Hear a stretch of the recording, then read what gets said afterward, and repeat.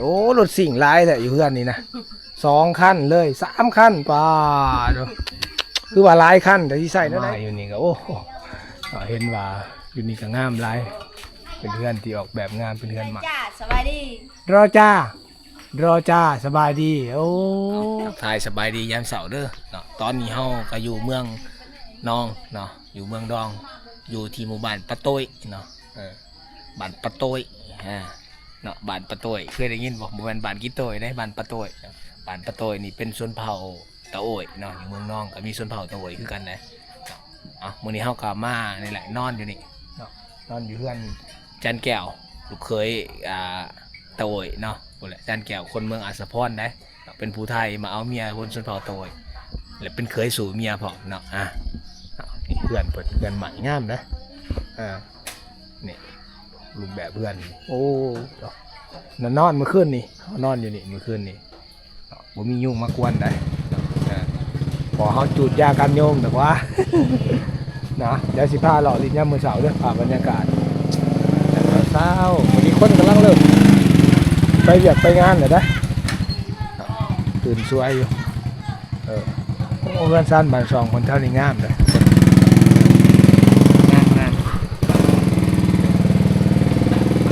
มันชวนไปใช้แล้วนี่ได้กระเป๋าใหญ่แต่จะไปใช้นอนอยู่คู่เนาะได้กระเป๋าพวกใหญ่ๆนะสิไปให้เนาะไปให้ไปสวนแล้วนี่นอนอยู่ให้บรรยากาศยามเช้าสไลด์แล้วแขนนี่ก็เป็นแหนมเป็นเผาตัวเนาะไปงานละได้รถใหม่เลยงามเนาะได้รถใหม่รถงามแหละแซ่แล้วเตรียมไปเวียกละสวยเลยเอาโชคดีนี่แฟนซ่านบ้านกันส่วนไลฟ์เท่ากับสิบุคอยเขาใจภาษาวันใดเผากันพออยู่พี่เขาจะตื่นแต่เสาร์ได้เนาะเขาได้ยินเสียงหัวเสาร์นี่เขาตื่นแต่3 โมง3 โมงเสาร์ก็ได้ยินเสียงผลแหละเนาะแซวกำลังกังแกงแหละเนาะนี่ยามมื้อเช้าพอดีเขาเห็ดอยู่ขัวกินได้หมักไหมหมักเต่าหมักม่วงโอ้ดอกอะไรหมักม่วงดอกแห้ง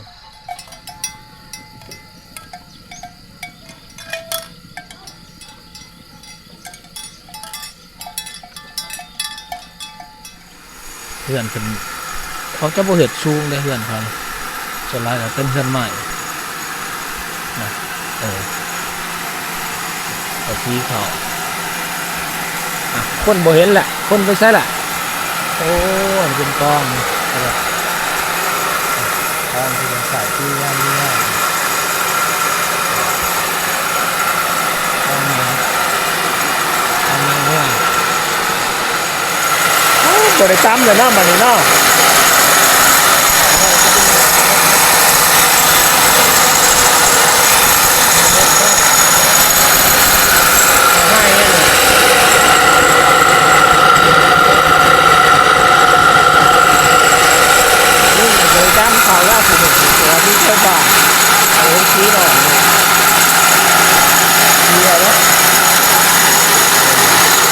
ยิ่งกะซีได้เราจะเป็นของผู้ชายมันจะเป็นห้ำดอกนี่เนาะมันจะแก่ก็เลยเป็นห้ำมันเดียวกันมันจะหายเนาะยังไม่ไปหายเชียสีขาวมีพวกจริงลำไยโลกนั่นนะหลายแถวหมู่บ้านเขาจะใส่รถสิ่งนะ พื่อนเป็นเพื่อนใหม่งามเขากำลังจะไปแหละไปให้ไปสวนแล้วนี่คนนี่แซวในบ้านเขาในม่วนเพราะว่าเพื่อนไก่ๆกันนะเพื่อนไก่ๆกันนี่แซวกำลังสิไปให้ไปสวนแล้วพี่ท่านวะ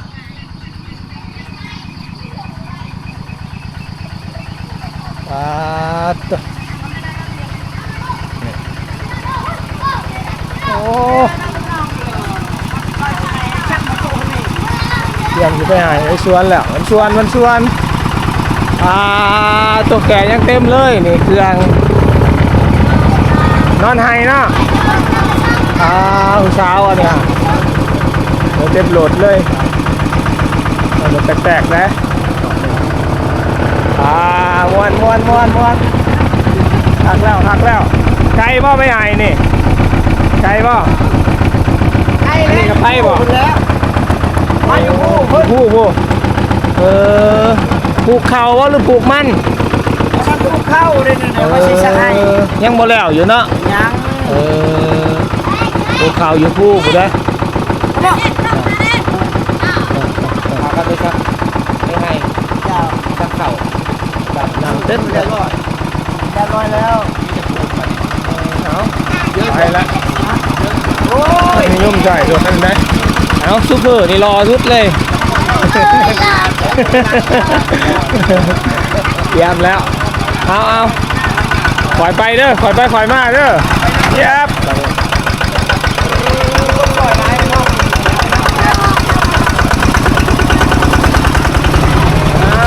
เด้อบายเด้อ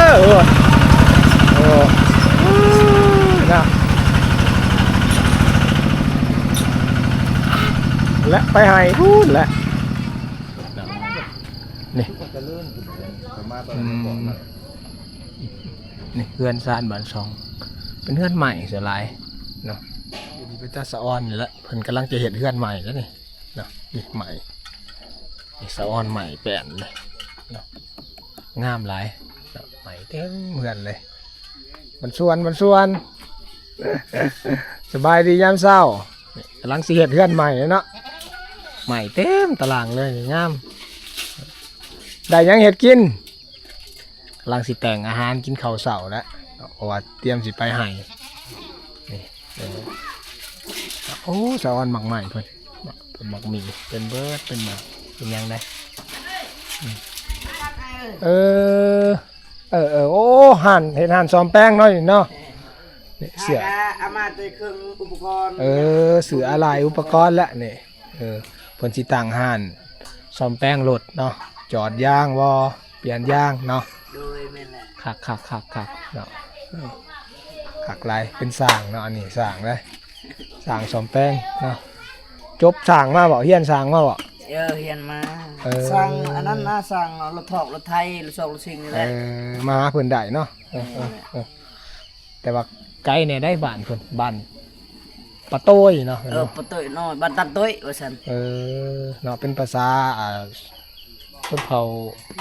ตะโอยเนาะใส่ภาษาตะโอยปะโต้ยเนาะโต้ยคล้ายๆคือเนาะคล้ายๆคือเลยเอาข่อยไปข่อยมาไปกับเมียเนาะมื้อแรงกับมาเนาะไปกันลูกไปก่อนเลยขี่รถสิงไปเมื่อกี้นี่เนาะนี่แหละชีวิตชาวไร่ชาวสวนเนาะตื่นเสาแต่เสาไปแล้วเนาะดูมันขยันขันแข็งอันนั้นไอ้เจ้าเอาเนาะเป็นภาษาเฮานี่ว่าโชคดีว่านั่นได้เป็นภาษาเราเว้ยเบานั่นได้ความหมายคือไปโชคดีนะไปให้โชคดีเห็นนะโชคดีอันนั้นนะบ้านสวนนั่นแหละโชคดีก็คล้ายๆคือแบบนั้นแหละอันนั้นได้เด้อเจ้า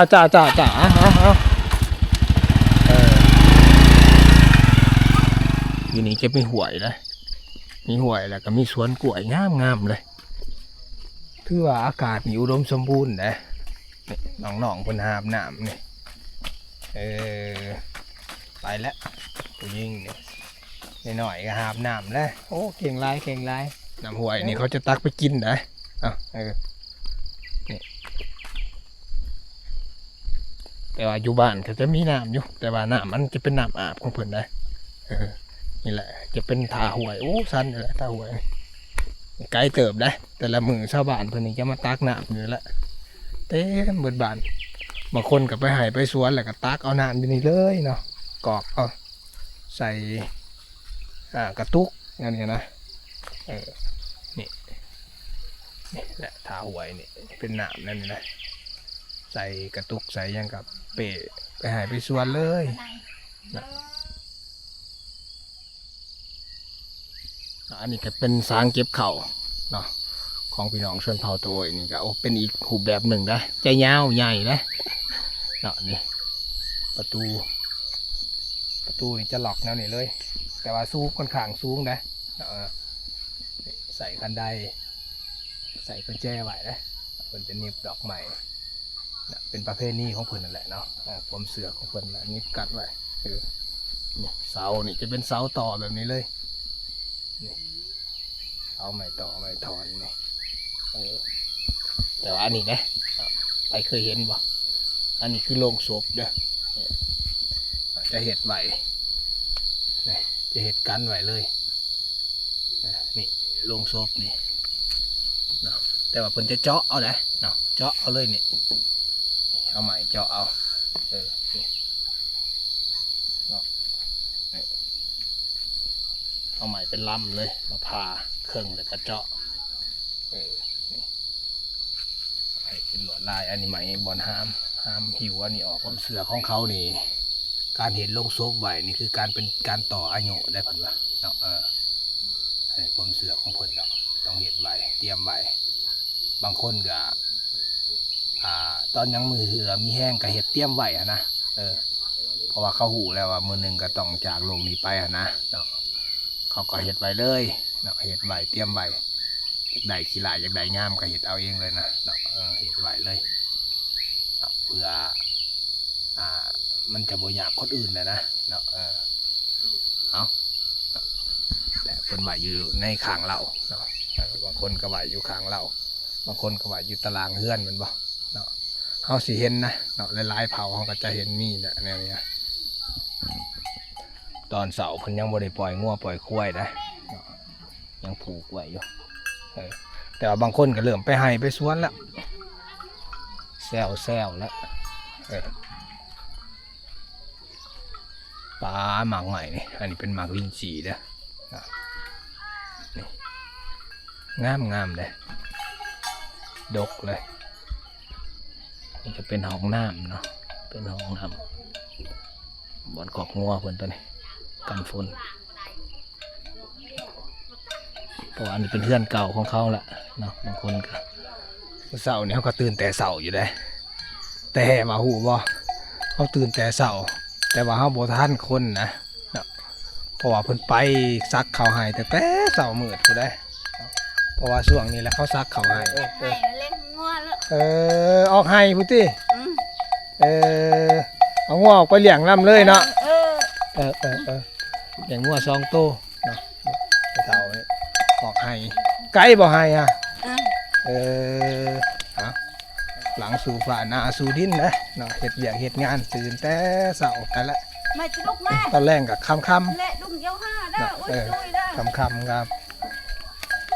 เข้ามาเนาะตอนเช้าแล้วก็ไปไล่งัวไปเลี้ยงน้ำเลยนี่อยู่ให้พวกเนาะธรรมศาสตร์ของข่าวอุดมสมบูรณ์นะบ้านเพิ่นเสียมบ่นี่ฮะเดี๋ยวขอเบิ่งเสียมเลยเนาะเสียมทางนี้วันแนวนี้เด้อเนาะนี่แต่ละท้องถิ่นก็บ่คือกันได้แต่ละบ่อนนี่เพิ่นเอาเหล็กแสลงนี่เป็นเสียมโอ้แข็งแห้งแล้วนี่เนาะเสียมแต่ละท้องถิ่นไปหาหน่อไม้เนาะนี่แหละไปแล้วตื่นเช้ามานี่เห็นบ่เสียมคือกันเลยโอ้เป็นตะม่วนได้เนาะชีวิตแบบเขตชนบทก็ได้บ่ได้วุ่นวายอีหยังหลายกับความวุ่นวายกับลูกในเมืองหันใหญ่นะบ่ได้แข่งขันหยังหลายใหญ่เพิ่นนี่กำลังสิไปให้เนาะสิไปให้นี่โอ้รถสิ่งหลายแต่อยู่เฮือนนี่นะ2 คันเลย3 คันป่า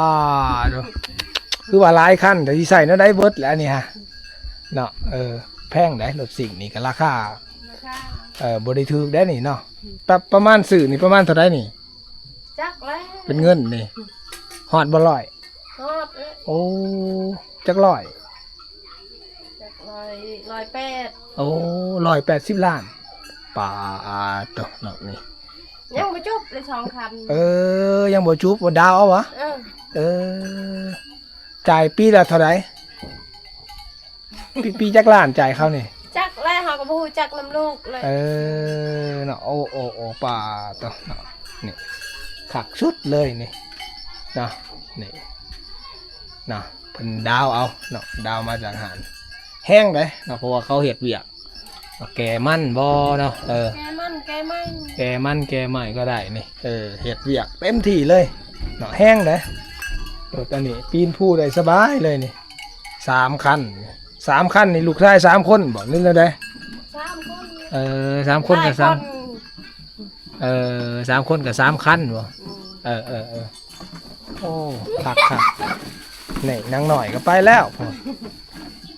ผักเฮียนได้ช่วงนี้เนาะแม่นบ่ได้ไปโรงเรียนแล้วก็ช่วงนี้ก็ไปไห้ไปสวนนะเฮ็ดไห้นี่อันนี้หันเขาปลูกเนาะ เขาปลูก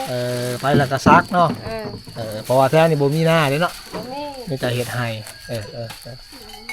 นี่เนาะนี่เห็นบ่ใหม่เพิ่นนี่ ตามมากักกับลูก นี่เห็นบ่ร้ายเลยนี่ไม่แป้นนะเต็มตารางเฮือนเลยนี่ เอ้าผู้ใดเฒ่าอีก นี่อันนี้เป็นแป้นใส่ตารางไว้เป็นเส้นเลยเตรียมสิเฮ็ดเฮือนแหละนะแล้วก็ต้องเตรียมแป้นไว้เตรียมไปให้ไปสวนละนี่ให้เป็นครัวเก่าเพิ่นที่มุ่งหญ้าเด้แถวนี้จะมีห้องน้ำครบบ่ละสบายดี แม่เพิ่นอยู่เฮือนนะอยู่เฮือนผู้เฒ่านี่อยู่เฮือนเอาลูกเอาหลานได้นะเอาลูกเอาหลานเบิ่งหนึ่งข้าวหนึ่งน้ำไว้แต่ว่าลูกหลานกับผู้และไปให้ไปสวนตื่นเช้ามาเฮือนเพิ่นงามได้เฮือนมันเป็นเฮือนแปลนใหม่งามนะเพราะว่าแถวเขตนี้ใหม่ก็หลายได้เนาะใหม่แปลนหลายนี่เพิ่นเฮ็ดเฮือนนี่แหละเนาะงามหลายเนาะเฮือนเพิ่นเป็นเฮือนใหม่แปลนนี่แบบว้าวเลยคันนี้กันมีนะหมู่บ้านนี้ค่อนข้างมีเจริญเหลือเนาะ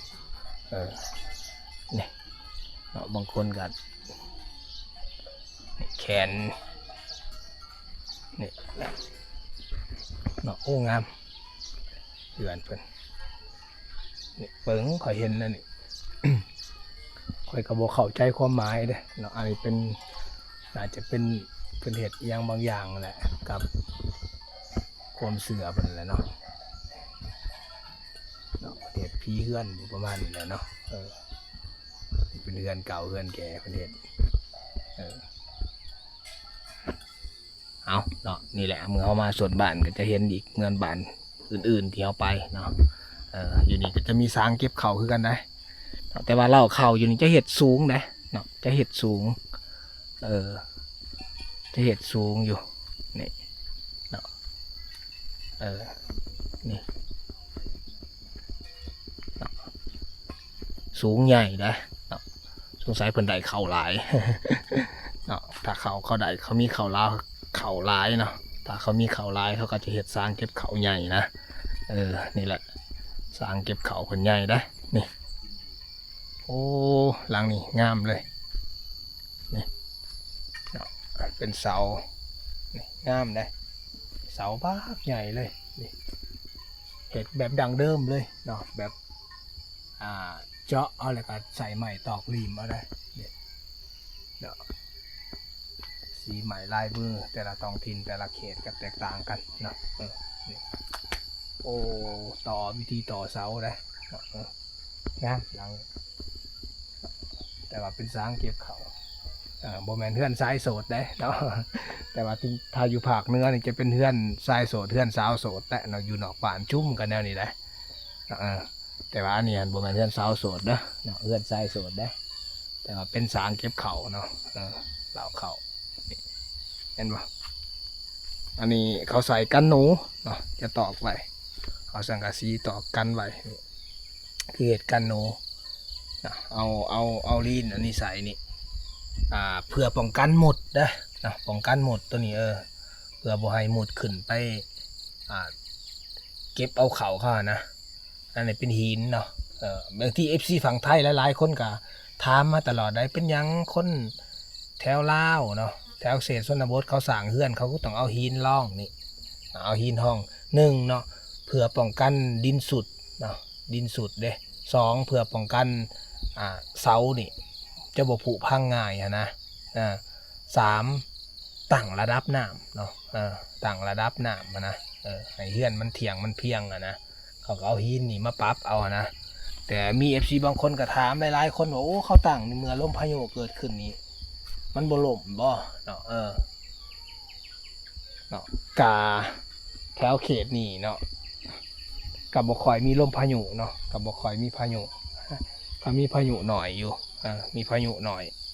ฉะนั้นการจะเกิดอุบัติเหตุนั่นก็ค่อนข้างมีหน่อยเนาะเพราะว่าบ่ค่อยมีเลยแหละเนาะแถบจะบ่มีเลยแหละลมพายุนี่นะแต่ถ้ามีนะเนาะก็จะบ่เป็นหยังบ่เป็นหยังเพราะว่ามันมี4ด่านเด้เนาะจะบ่ล่มตั้งไว้ก็ได้เนาะนี่นอกจากว่ามาผัดตึ้มแห้งๆเลยนะก็บ่ค่อยมีเนาะนี่แหละโอ้เพื่อนเพิ่นงามเด้นี่แหละเมื่อคืนนี่เฮานอนนี่เด้เพราะว่าอยู่นี่จะเป็นเฮือนอยู่น่าจะมีประมาณ3หลังอะไรอยู่นี่เป็น3แสกเลยประเทศติดกันเลยงามได้นี่เนาะเป็นเฮือนใหม่เลยนะเป็นเฮือนใหม่เลยเดี๋ยวจะเข้ามาเบิ่งข้างในเลยนี่เป็นใหม่งามเลยแหละนี่โอ้ยเนาะงามอันนี้เป็นหลังหนึ่งได้นี่นะเป็นเห็ด2สันอีกเนาะเป็น2สันนี่กันไดขึ้นนี่ในหมู่บ้านนี่เฮือนหลังนี่งามกว่าหมู่เลยเอาเห็นอันนี้เป็นสันตารางเลยเนาะเป็นอีกสันหนึ่งนี่เป็นหลังหน่อยแต่ว่าค่อนข้างออกซิกแซกหลายไอเดียหลายเลยเนาะแต่ว่าเป็นเฮือนใหม่เย็นเท่านั้นกลางคืนเย็นดีบ่ฮ้อนหลายเนาะเป็นอีกหลังหนึ่งได้นี่นะเนาะนี่อันนี้เป็นหลังหนึ่งที่เป็นเห็ดห่านคลายเครื่องอยู่กลางเลยอันนี้เป็นหลังหนึ่งอีกนี่นะเนาะนี่ที่เขานอนเมื่อคืนนี่โอ้คักเขาไปแต่ละบ่อนเขาก็บ่เห็นเฮือนแบบนี้นะนี่นะเขามาอยู่นี่ก็โอ้เห็นว่าอยู่นี่ก็งามหลายเป็นเฮือนที่ออกแบบงามเป็นเฮือนใหม่นี่แหละนี่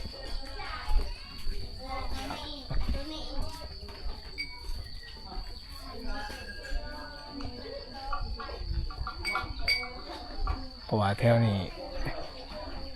นี่เฮือนใหม่เพิ่นโอ้อันนี้ฝั่งทางหลังนะเนาะนี่ประตูทางหลังก็มีบ่อนห่านคล้ายเครื่องอะไรอันนี้ก็เป็นประตูอีกนี่นี่ทางหลังอันนี้งามเด้อโอ้เข้าบ่ได้แล้วเพิ่นอัดแหละบ้านเฮานี่มีแต่บ้านเฮือนหลังงามๆเนาะได้ยังจะโดยได้ยังกินข้าวข้าวกับผักบ่ได้ไปหายเนาะมื้อนี้เนาะไปให้จะหน่อยเฮ็ดข้าวหายหลายบ่บ่ได้หลายน้อยเนาะแต่ละปีได้ประมาณจักเป๋าแต่ละปีนี่เจ้าจักเป่า2 3 4 5เป่าบ่ได้หลายได้ข้าวอันใด 4-5 เป๋าข้าวปลูกติบัดได้ข้าวเด้ฮอดบ่50บ่ได้ฮอด50น้อยๆให้บ่ได้หลายบ่ได้ใหญ่แต่กลุ่มกินอยู่เนาะขอบใจซะร้อยปอนระยุนฮะปอนระยนเปาะระยนขอบใจปอระยนนี่เห็นบ่บ่แม่นคำเอิ้นเนาะเปาะระยนอันนี้สบายดีเด้ซะได้บ่เนาะแต่บ่ดีเปาะระยนจ้าในเป็นระจ้าสบายดีรอจ้สบายดีโอ้เดี๋ยวพ่อเขาไปถักบันส่วนเสยเลยเขาบอกเข้าใจเลยรอจ้าเนาะรอจ้าคือสบายดีอันนี้เป็นภาษาพี่น้องตะโวยเขาได้รอจ้า สบายดีอ้าวนี่ได้เรียนภาษานำเด้อเนาะ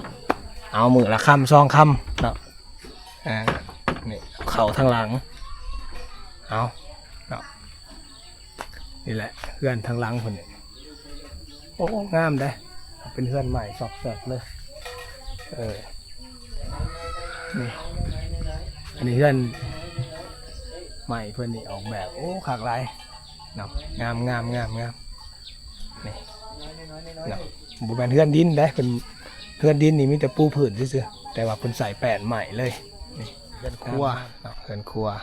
นี่แต่งอยู่ครัวกินอยู่นี่ละ บทประจำการของลูกไผ่ นี่ลูกไผ่นี่ต้องแต่งอาหารนะเห็ดอยู่ครัวกินจัดแก้ว นี่ ลูกไผ่ลูกเคยมานี่ เนาะโอ้อันนี้นี่เป็นน้ำเนาะน้ำนี่แหละน้ำเขาจะใส่ขวดน้ำดื่มขวดนั่นนี่แหละเขาจะบริใส่แองใหญ่หายใหญ่เลยน้ำแต่งอยู่ครัวกินนะเนี่ยนะ